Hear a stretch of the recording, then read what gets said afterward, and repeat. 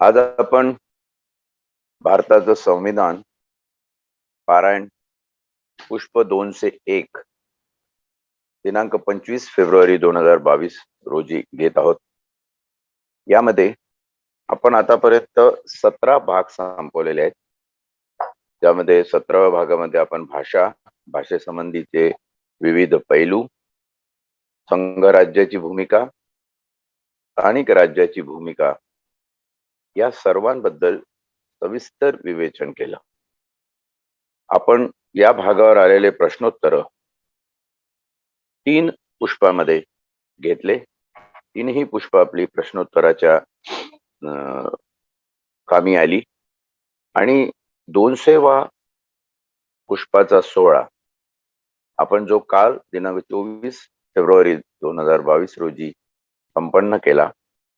त्यामध्ये तज्ज्ञांनी आपली मतं मांडली. समाजवादावर ते बोलले की समाजवाद हा आपल्या घटनेतून नाहीसा झाला आहे का, आणि त्यांनी प्रयत्न केला ही खात्री पटवून देण्याचा की समाजवाद आपल्या संविधानातून नाहीसा होऊ शकत नाही. त्याचं कारण देताना त्यांनी सांगितलं की त्या प्रियांबल मध्ये, आपल्या पूर्वपीठिकेमध्ये, आपल्या संविधानाच्या उद्देशिकेमध्ये एक सामाजिक न्यायाचं जे वक्तव्य, सामाजिक न्यायाचं जी व्यक्तता आहे ती असेपर्यंत समाजवाद हा राहणार.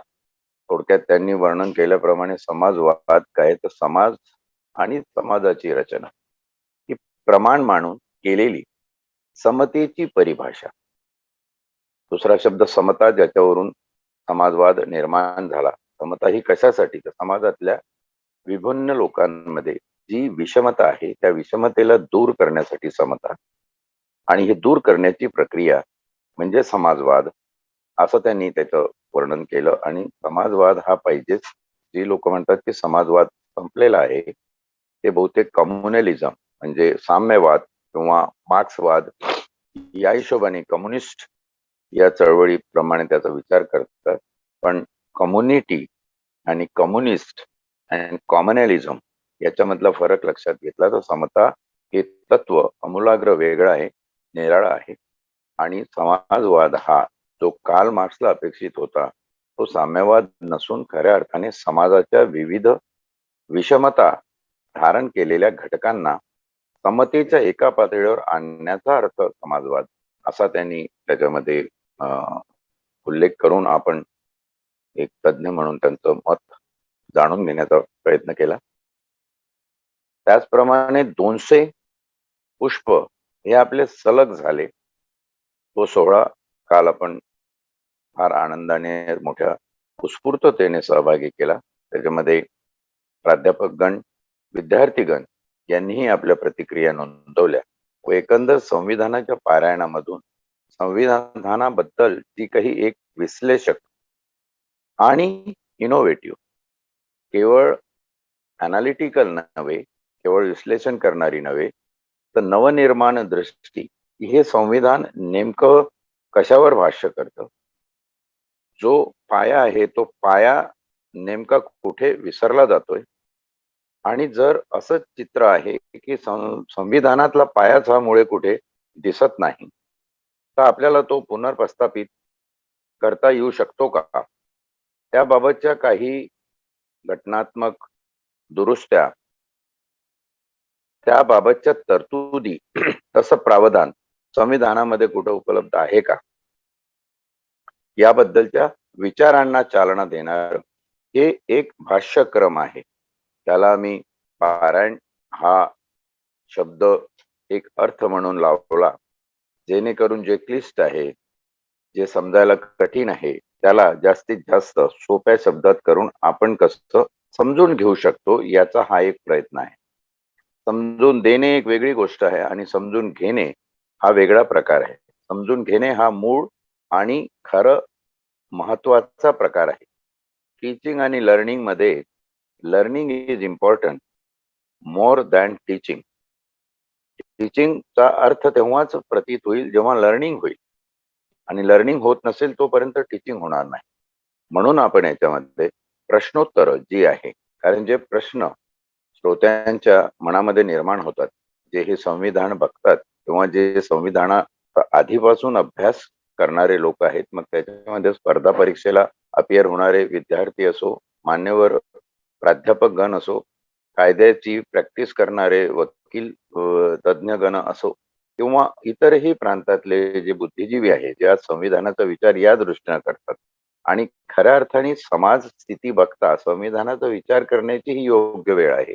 तोही विचार फक्त क्रिटिकल टीका करण्यासाठी नाही, तर क्रिटिकल टीका ही फक्त वास्तव समोर आणण्यासाठी आहे. त्या वास्तवावरून तुम्हाला हे भान यावं की संविधानामध्ये जर असं वास्तव निर्माण करण्याचं कुठलंच प्रावधान नाहीये, तर हे वास्तव निर्माण का झालं, कशामुळे झालं, त्याच्यावर आपल्याला प्रश्न पडावेत. आणि केवळ प्रश्न पडून चालणार नाही, तर त्या प्रश्नाची उत्तरं सुद्धा आपल्याला शोधता आली पाहिजे. आणि हे उत्तर शोधण्याचं जे काम आहे ते सत्यशोधक बुद्धीने खरं काय आहे ट्रूथ ते जाणून घेऊन त्याच्यावर आपल्याला काही करता येतं का, त्याबद्दलचा उहापोह म्हणजे हे संविधानाचं पारायण. आणि या पारायणाचा जसा जसा उत्तरोत्तर अर्थ वेगवेगळ्या पद्धतीने प्रतीत होत आहे, त्याच्यावरून असं दिसतं की प्रत्येकाला आज हे वाटायला लागलेलं आहे की अरे संविधान संविधान म्हणतात, पण नेमकं संविधानाचं प्रावधान काय आहे, संविधानाने कशा गोष्टी तयार केल्या, आणि या गोष्टी तयार झाल्यानंतर जर आपल्याला आता ही डागडुजी करायची असेल किंवा हे संविधान बदलून एक नवी रचना उभी करायची असेल, तर संविधानामध्ये ती क्षमता आहे का? जेव्हा क्षमतेचा विचार येतो तेव्हा असं म्हणता येईल की आपण जर एखादा घराचा पाया बांधला आणि मेन पिलर्स तयार केले, त्याच्यावर आपल्याला वरती मजला चढवायचा आहे, तर तो जो पाया आहे आणि पहिल्या जमिनीपासूनचे जे पिलर्स आहे, ते तो वरचा मजला त्याचा भार सहन करायला कॅपेबल आहे का? नाही तर आपण वरती वरती मजले चढवत जाणार आणि खालचे पिलर कमजोर होत जाणार आणि इमारत ढासळणार, अशी काही परिस्थिती आहे का? म्हणून संविधानाची मूळ पीठिका, त्याला आपण उद्देशिका म्हटलेलं आहे, इथून जो प्रारंभ आपण केलेला आहे आणि संविधानात त्या अनुषंगाने जे विविधांगी अनुच्छेद आलेले आहे, त्या अनुच्छेद बघता बघता आपण 351 संपूर्णपणे संपवले आणि 352 अनुच्छेद आज आपण संपवतो. संविधानाने एक गोष्ट फार अचूकतेने नमूद केलेली आहे. संविधानाने एक दृष्टी दिलेली आहे, ज्याचा आज आपण आणीबाणी हे हा भाग बघणार आहोत, की संभाव्य धोके काय आहेत.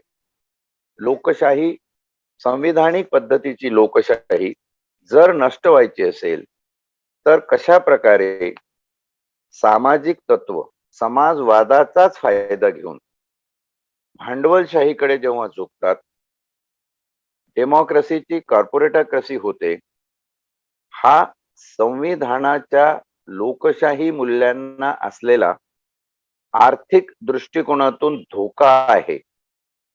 पण हा दृष्टिकोन इतरही धोके घेऊन येतो, आणि ते धोके आहे की अशांतता निर्माण होणे, राज्याच्या एकसंघतेला तडा बसणे, देशाची एकरूपता नाहीशी होणे, म्हणजेच संविधानाची मूळ चौकट नाहीशी होणे.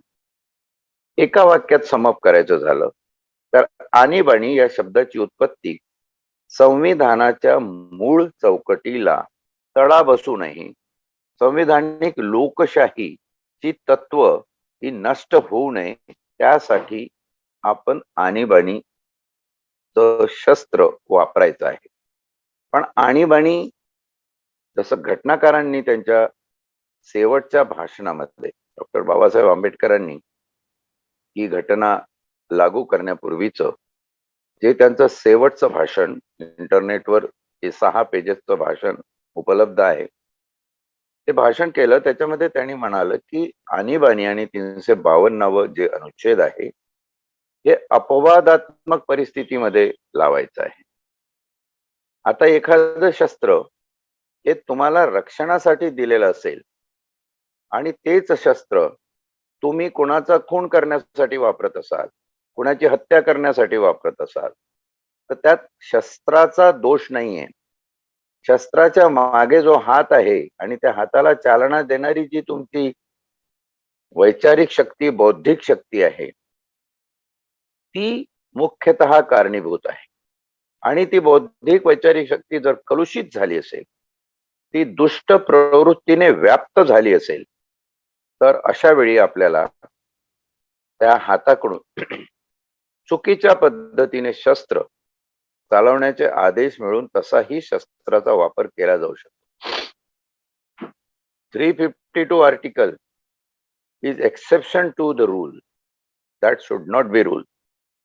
आणि ते 6 महिने, वर्षभर किंवा फार थोड्या कालावधीसाठी असावं, कारण त्या कालावधीमध्ये जो काय तथाकथित धोका तुम्ही संविधानाला आणि संविधानाच्या एकंदर रचनेला झालेला आहे असं म्हणताय, त्या कारणाचं निर्मूलन केलं गेलं पाहिजे. ते निर्मूलन आहे हे आधी सिद्ध झालं पाहिजे. राष्ट्रपतींची तशी खात्री झाली पाहिजे. राष्ट्रपतीला सूचना देणारं किंवा राष्ट्रपतीचा हात चालवून त्यांची सही करून घेऊन आणीबाणीची उद्घोषणा, प्रोक्लेमेशन, आणीबाणी जाहीर करण्याची वेळ आणणं हे काम कोणाचं आहे, तर ते केंद्रीय मंत्रिमंडळाचं. केंद्रीय मंत्रिमंडळ कोणाचं आहे? केंद्रीय मंत्रिमंडळ एकट्या पंतप्रधानाचं नसतं. केंद्रीय मंत्रिमंडळ हे देशाचं असतं. देशाचा पंतप्रधान असतो. संविधानिक लोकशाहीमध्ये पंतप्रधानाचा देश असू शकत नाही. ते पद आहे, संविधानिक पद आहे, येतं आणि जातं, परंतु संविधान राहतं, लोकशाही राहते आणि तिचं राहणं महत्वाचं आहे. जे मंत्रिमंडळात लोक आहेत, जे अशा आपत्कालीन स्थितीमध्ये तज्ञ समजले जातात, ते लोक तुमच्या लोकप्रतिनिधी म्हणून मधून निवडले जातात. लोकप्रतिनिधीची बहुसंख्यता, त्यांचं बहुमत संसदेच्या दोन्ही सभागृहामध्ये जर असेल, तर अशा प्रकारचे लोकप्रतिनिधी हे असे निर्णय अंमलात आणू शकतात. त्याला अपवादात्मक परिस्थितीत घेतलेला निर्णय म्हणजेच आणीबाणी असं आपण म्हणतो.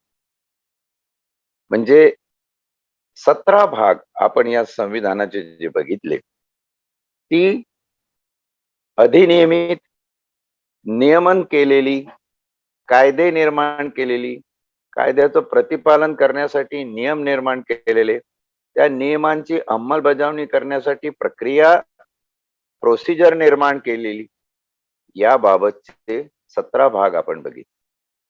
परंतु तरीही अशी एखादी परिस्थिती, अपवादात्मक परिस्थिती, ऍक्सिडेंटल सिच्युएशन निर्माण होते आणि त्या सिच्युएशन मध्ये तुम्हाला देश सुरक्षित ठेवायचा असतो.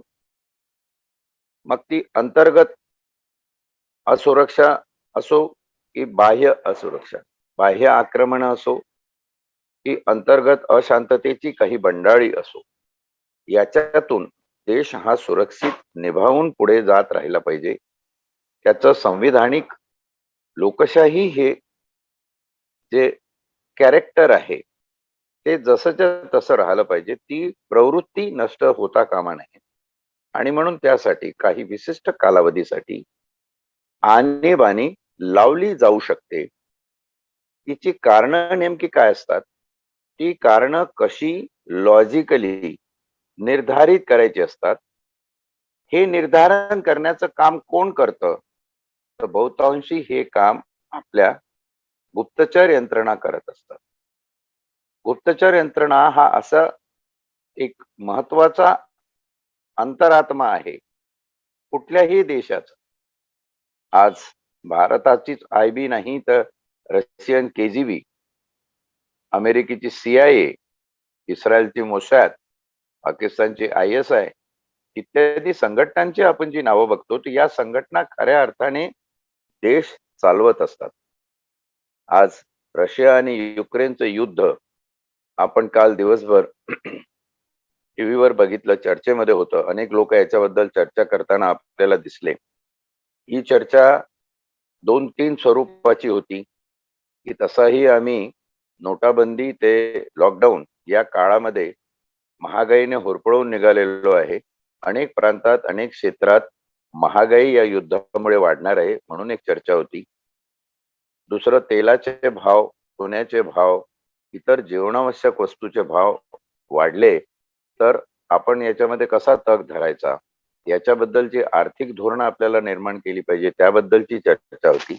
आणि अनेक बाबतीत युक्रेन विरुद्ध रशिया, रशिया विरुद्ध युक्रेन या युद्धाचा त्रास कसा आपल्याला होऊ शकतो याच्याबद्दलची आपण चर्चा काल दिवसभर बघत.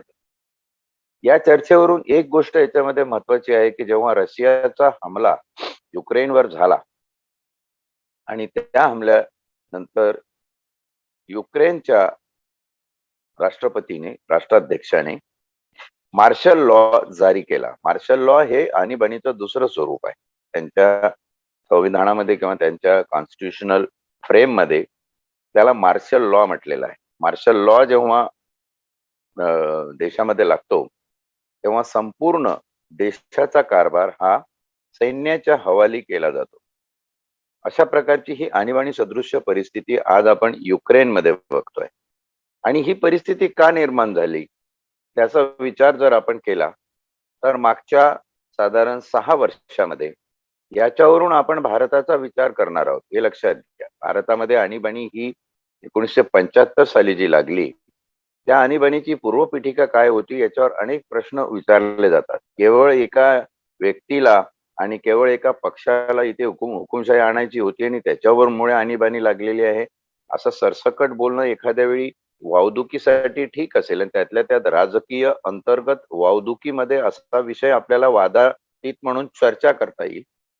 परंतु याचा साकल्याने विचार जे संविधानामध्ये प्रावधान दिलेलं आहे त्या अनुषंगाने आपल्याला करायचं झालं तर अशी कुठली परिस्थिती निष्पन्न होते की ज्या परिस्थितीमधून आणीबाणी लावल्या जाऊ शकते. आणि त्याचप्रमाणे आपण हेही बघणार आहोत की 1975 ला भारतामध्ये पहिल्यांदा जी आणीबाणी लागली त्या आणीबाणी लागण्याची कारण ती परिस्थिती धोकादायक अशी परिस्थिती तिचं निर्धारण कसं करण्यात आलं ते कोणी केलं आणि का तसं निर्धारण झालं. हा नेहमी आंतरराष्ट्रीय गुंता असतो. एखादा देश जर त्याच्या गतिमानतेने प्रगतशील पद्धतीने चालला असेल तर त्याला खीळ बसून काही विध्वंसक देश जगातले जेव्हा असं कार्य करतात की त्याच्यामध्ये अस्थिरता निर्माण व्हावी ती अस्थिरता स्थिरत्वाकडे नेण्यासाठी आणीबाणीचं शस्त्र हे वापरायचं असतं. हे आणीबाणीचं शस्त्र केवळ देशांतर्गत किंवा देशासाठीच नव्हे तर आंतर राज्यीय संबंधांवर सुद्धा फार मोठा परिणाम करणार असतं. आणि म्हणून जेव्हा भारतामध्ये आणीबाणी होती तेव्हा भारताचे अनेक व्यवहार अनेक देशाची संपले होते, अनेक व्यवहार खुंटले होते. हे सगळं एका बुद्धीने केलेलं होतं.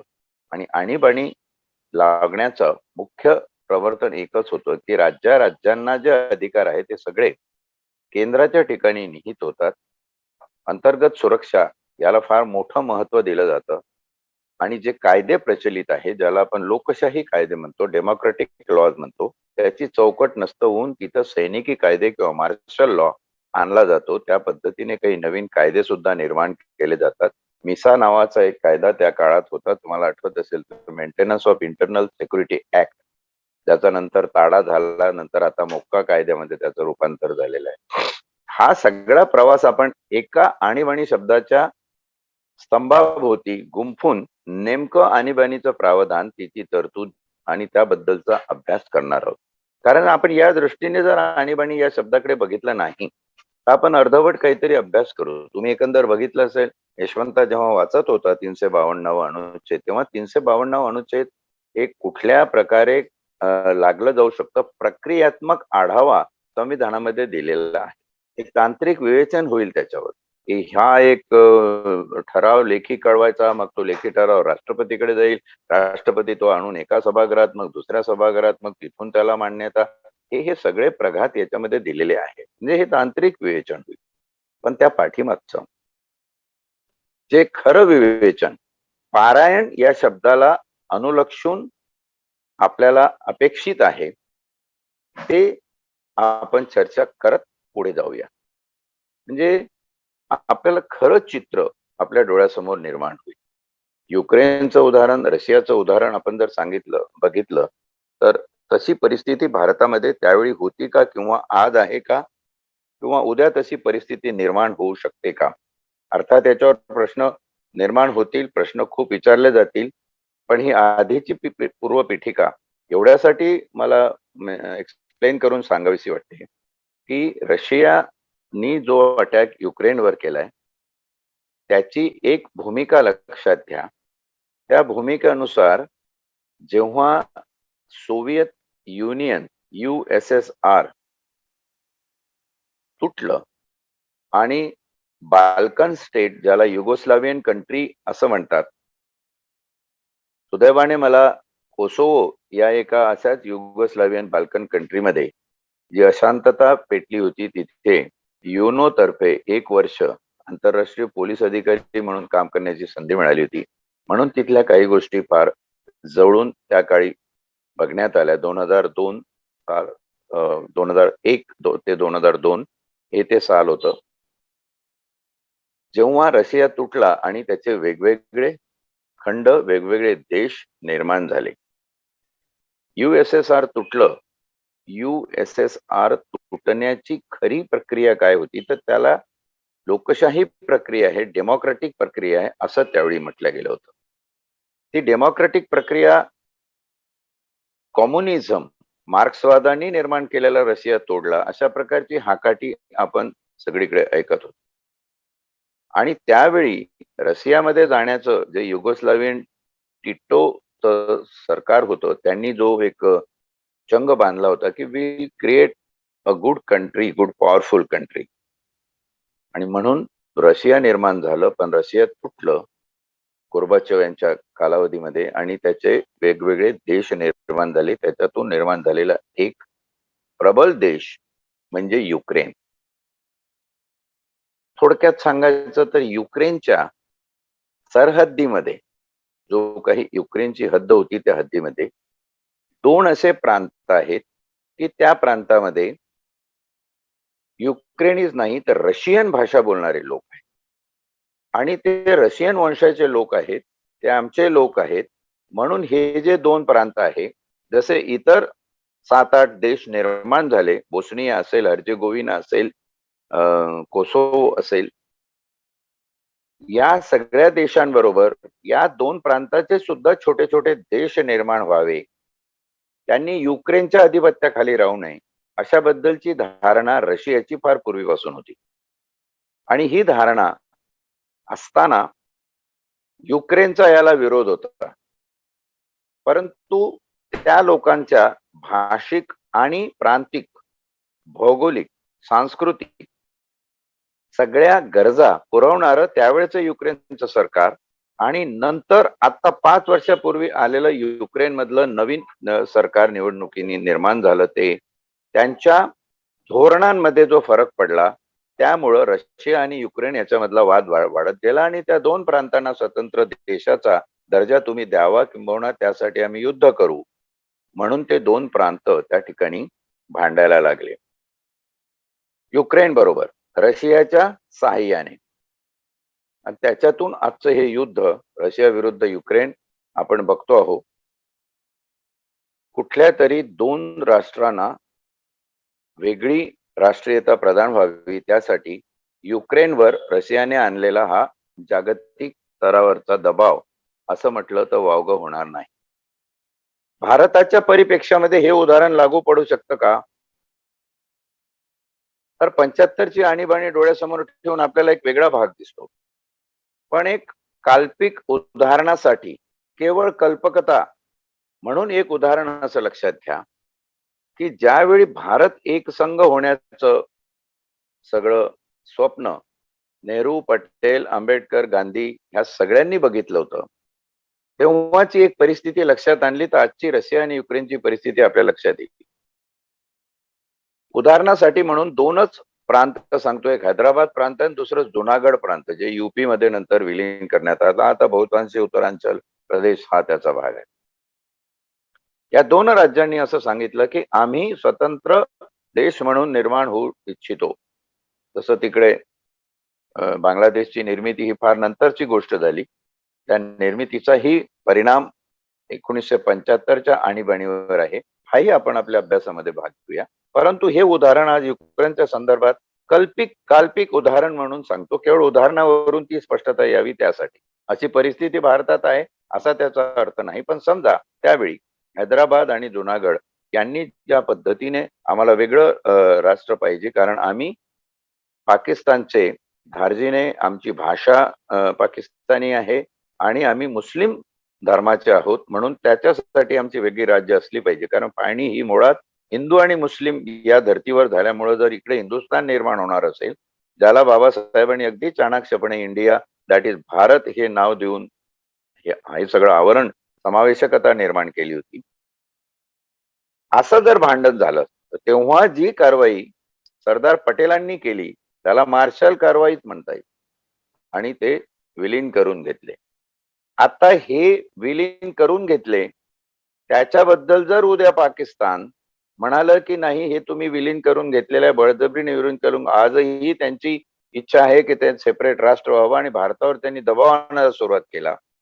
पाकिस्तानला सौदी अरेबिया जाऊन भेटलं, सौदी अरेबियाला अरब इमिरेट जाऊन भेटली, त्यांना तेहरान सारखा, इराण सारखा प्रबल देश जाऊन भेटला. ते फार मोठी शक्ती त्यांची निर्माण होईल. जशी आज रशियाचे जे मित्र राष्ट्र आहे त्याच्यामध्ये चीनचा सुद्धा समावेश आहे. या मित्र राष्ट्राची अशी लॉबी तयार होऊन, जसा युक्रेनवर ते 2 प्रांत वेगवेगळे राज्य म्हणून निर्माण करा अशी परिस्थिती त्यांनी निर्माण केली, दबाव आणण्याचा प्रयत्न निर्माण केला, तसा ही मुस्लिम राष्ट्र जगातली प्रबल एकत्र होऊन त्यांनी म्हटलं की भारतामधली ही 2 ठिकाणं जी आहेत त्या प्रांतांमध्ये वेगळी राष्ट्र निर्माण झाली पाहिजे, कारण हे लोक आमच्या वेगळ्या धर्माचे आहेत आणि त्यांच्या भाषा, पेहराव, त्यांची संस्कृती वेगळी आहे, भौगोलिकता वेगळी आहे आणि म्हणून असं झालं पाहिजे असं म्हणून दबाव आणला आणि भारताने ऐकलं नाही तर त्यांनी युद्ध पुकारलं. अशा प्रकारची आणीबाणीची परिस्थिती आपण आज रशिया आणि युक्रेन म्हणून बघत आहोत. तुम्ही जर भारतीय परिप्रेक्षामध्ये त्याचा विचार केला तर असं एक काल्पनिक उदाहरण देऊन आपल्याला असा याचा विचार करता येईल. 1975 ला आलेली आणीबाणी ही कशी होती त्याच्याबद्दलचं हळूहळू निरूपण आपण बघणार आहोत. हे मी एवढ्यासाठी तुम्हाला सांगतो की आणीबाणीचा संदर्भ हा केवळ आणि केवळ देशांतर्गत प्रश्नांवरूनच असतो असं नाही, तर हा आंतरराष्ट्रीय दबावातून सुद्धा निर्माण होतो आणि या दबावाचं निर्धारण जर कोणाला करायचं असेल तर ते आपली गुप्त वार्ता यंत्रणा, इंटेलिजन्स एजन्सीज करत असतात. त्याशिवाय दुसरं कोणी करू शकत नाही. रशियाचे अध्यक्ष पुतीन हे एकेकाळचे केजीबीचे डायरेक्टर आहेत, केजीबीचे प्रमुख आहेत, म्हणून त्यांच्याकडे गुप्तवार्तेचं प्रमुख स्थान आजही आहे आणि त्यांच्या ज्या काही गोष्टी लक्षात आल्या त्यावरून त्यांनी हे केलं असेल. दुसरी एक ओढ असं म्हणता येईल की रशिया हा विस्तारवादी देश आहे, कारण एकेकाळचा असलेला मोठा USSR अजूनही त्यांच्या डोक्यात आहे. आपला जेवढा विस्तार मोठा, आपल्याकडे पृथ्वीवरचा जेवढा जास्तीत जास्त भूखंड आपल्या अधिपत्याखाली, जेवढी आर्थिक सत्ता आपली प्रबल, तेवढी आपण मोठी महासत्ता, म्हणून त्या दृष्टीनं हा महासत्तेमधला स्पर्धात्मक भाग सुद्धा होऊ शकतो. अशातून या गोष्टी निर्माण होतात. कुणी कुणाच्या दडपणाखाली राहावं, अमेरिकेने भारताच्या दडपणाखाली राहिलं पाहिजे अशी सदैव अमेरिकेची इच्छा असते, कारण त्यांना आपल्या आंतरराष्ट्रीय सँक्शन्स ज्या आहे त्या आंतरराष्ट्रीय सँक्शन्स वापरून तुम्हाला आर्थिक दृष्ट्या एक बाजारपेठ म्हणून वापरता येतं जगभरासाठी. आणि हे सगळे प्रघात लक्षात घेतल्यानंतर एका कुठल्या तरी महाशक्ती असलेल्या राष्ट्राला दुसऱ्या राष्ट्रामध्ये अंतर्गत असुरक्षितता कशी निर्माण करता येईल त्याचा प्रयत्न जेव्हा केला जातो तेव्हा बचावात्मक हा शब्द अधोरेखित केला पाहिजे. बचावात्मक उपाय म्हणून आणीबाणी या प्रकरणाकडे बघितलं पाहिजे. आणीबाणी ही नित्य नेहमी वापरण्याची गोष्ट नाहीच आहे. अतिशय अपवादात्मक अशा युद्धजन्य परिस्थितीमध्ये आपल्याला रक्षणासाठी जे हत्यार वापरता यावं त्यासाठी आणीबाणीचं प्रावधान, आणीबाणीची तरतूद आपल्या संविधानामध्ये केलेली आहे. हे थोडस विस्तारानं एवढ्यासाठी सांगतात, यावर प्रश्न निर्माण होतीलच की मूळ संकल्पना आणीबाणीची कशी आली, कुठून आली, कशा पद्धतीने ती राबवली गेली, त्याचे सगळे तांत्रिक मुद्दे, त्याचं विवेचन आपण बघणारच आहोत.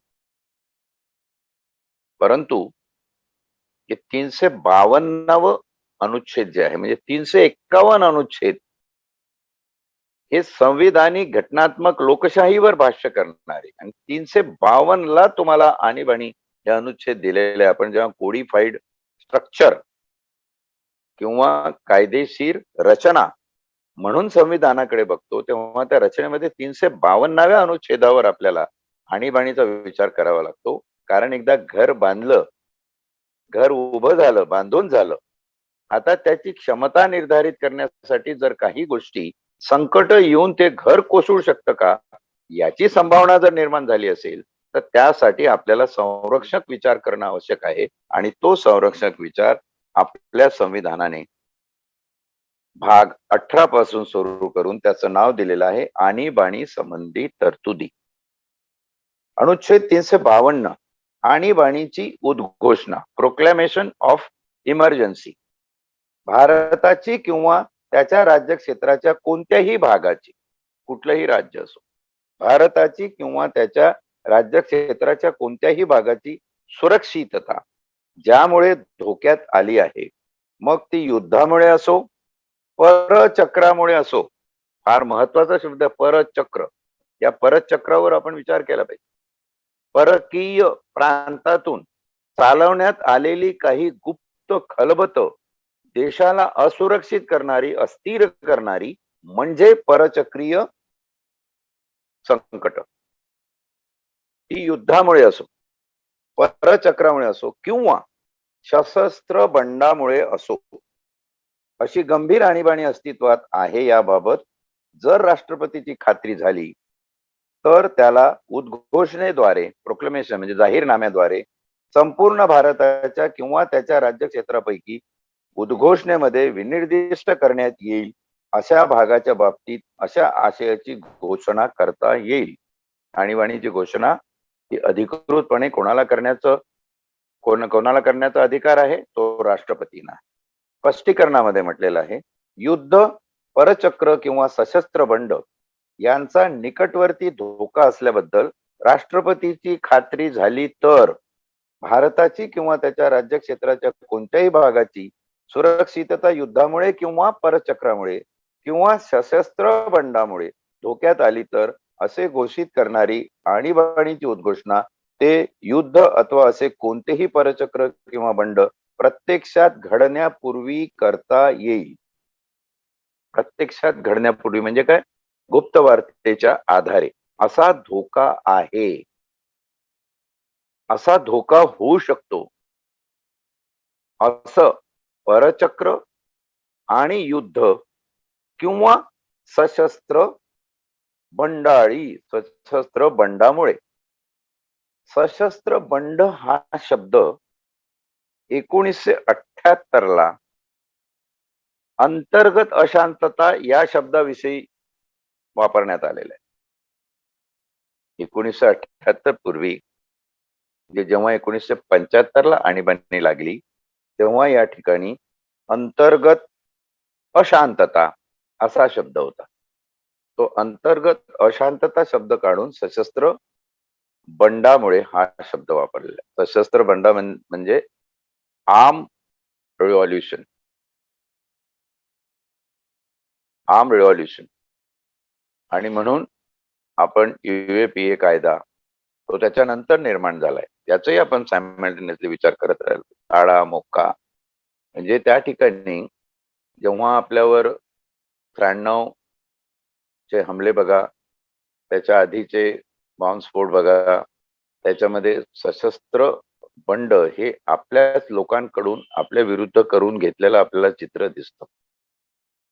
26/11चा हल्ला हा पाकिस्तान पुरस्कृत युद्धाचा भाग होता. तोही आपण एक इमर्जन्सी म्हणून हाताळला. आपल्या यंत्रणा सक्षम होत्या त्याच्यामुळे तो तसा हाताळला गेला. पण अंतर्गत अशांतता आणि सशस्त्र बंड या शब्दातला फरक समजून घेण्यासारखा आहे की सशस्त्र बंड हा शब्द आपल्याला आपल्या घटनेमध्ये, संविधानामध्ये 1978 साली म्हणजे आणीबाणी संपल्यानंतर घटना दुरुस्ती करून आणावा लागला. ही 44वी घटना दुरुस्ती आहे. त्याच्यातून आपण सशस्त्र बंड हा शब्द आणला, जिथे शस्त्राचा वापर होऊन शस्त्राने सरकार, लोकशाही मार्गाने स्थापन झालेलं सरकार उलथून पाडणे, त्याला आपण दहशतवादी म्हणतो. नक्षलवाद हे त्याच्यातलं एक चांगलं उदाहरण आपल्याला देता येईल. आणि सशस्त्र बंड, नक्षलवाद्यांकडे जी शस्त्र असतात त्या जोरावर ते बंड करतात, त्याच्यामुळे त्यांचं बंड हे सशस्त्र बंड म्हटलं जातं, की power comes through barrel of gun आणि नॉट थ्रू द बॅलेट, असा जो एक प्रघात आहे त्यावरून आपल्याला सशस्त्र बंड काय आहे त्याची पूर्वसूचना आल्याशिवाय राहत. आणि हा शब्द आपण अंतर्गत अशांततेच्या नावाखाली वापरला, तो बदली करून सशस्त्र बंड हा शब्द आपण आपल्या घटनेमध्ये रूढ केला आहे. पहिल्या समभाग अनुच्छेद 351चा अशा प्रकारे युद्ध आता जसं युक्रेनचं युद्ध झालं, त्या युद्धाचे परिणाम आपल्याकडे मी जसं सांगितलं, महागाईनं बाकीच्या गोष्टीबद्दलच्या चर्चा सगळ्या चालू आहे. त्यासाठी काही निर्णय तातडीने घ्यावे लागतील, त्यासाठी 352 हे अनुच्छेद मदत करते. त्याचप्रमाणे ज्या पद्धतीने आज नवाब मलिक आणि सोमय्या आणि राऊत यांच्या मडलर्किंग संस्था चालू आहेत आणि त्यांच्यावरती केंद्रीय यंत्रणांच्या हे चालू आहे, त्याच्यामधून राज्याची जी प्रशासकीय चौकट आहे, त्या प्रशासकीय चौकटीला तडा बसून इतके अराजक माजले की काय अशी परिस्थिती निर्माण झाली. तर इथे सुद्धा आपल्याला राष्ट्रपती राजवट येणं हाही संदर्भ या ठिकाणी आहे. कारण भारताची किंवा त्याच्या राज्य क्षेत्राच्या कोणत्याही भागाची सुरक्षितता, ही सुरक्षितता केवळ सशस्त्र आणि केवळ परकीय हे नाही, तर ही सुरक्षितता म्हणजे प्रशासकीय अशांतता असेल, शासकीय अशांतता असेल, जनसाधारणामध्ये तसा एक भाव निर्माण झाला असेल तर त्याही दृष्टीने आपल्याला आणता येतो. याचा अर्थात पोहा आपण समभाग 2, समभाग 3 या अनुच्छेदाचे 9 समभाग आहे. फार बारकाईने आपल्याला ते अभ्यासावे लागणार आहे. पुढच्या अनुच्छेदांमध्ये आपल्याला परत चक्र व अंतर्गत अशांतता याचेही अर्थ अनुच्छेद 355 मध्ये दिलेले आहे. संविधानिक यंत्रणा बंद पडणे म्हणजे काय होणे याचाही अर्थ आपण बघणार आहोत, की तुमच्या यंत्रणेकडून तपास होत नाही. देशमुख, परमबीर सिंग, वझे यांचं काय प्रकरण आहे ते चाललेलं आहे, म्हणून केंद्रीय यंत्रणा येतात, मग केंद्रीय यंत्रणाला सहकार्य मिळत नाही, ही एक प्रकारची संविधानिक यंत्रणा बंद पडल्याची लक्षणं आहेत की काय, त्याच्यावरही आपण बोलणार आहोत. हे प्रकरण खऱ्या अर्थाने आपल्या जीवनाशी संबंधित असलेलं जिव्हाळ्याचं प्रकरण आहे असं समजून आपण याचं विवेचन आणि याच्याबद्दलचा अभ्यास पुढे नेणार आहोत. आज तुर्तास वेळेअभावी आपण हे 201 व पुष्प अनुच्छेद 352च्या समभाग 1 वरती संपवतो आहोत. उद्या आपण समभाग 1 चा आढावा घेऊन समभाग 2 अनुच्छेद 352चं विवेचन सुरू करू. तोपर्यंत रजा घेतो. आज जो करिअर कट्ट्याचा वर्धापन दिनाचा कार्यक्रम 11 वाजता आहे, त्याच्या लिंक ज्यांना मिळाल्या असतील, ज्यांच्याकडे उपलब्ध असतील, सर्वत्र त्या पाठवण्यात आलेल्या आहेत. सर्व संबंधितांनी त्या कार्यक्रमामध्ये सहभागी व्हायचं आहे. आवर्जून तसा उल्लेख यशवंत चितोळे यांनी तुम्हाला आधीच सत्र सुरू होण्याच्या पूर्वीच केला आहे. त्याचाही आपण लाभ घेऊया. 11 वाजता परत भेटूया. तोपर्यंत धन्यवाद.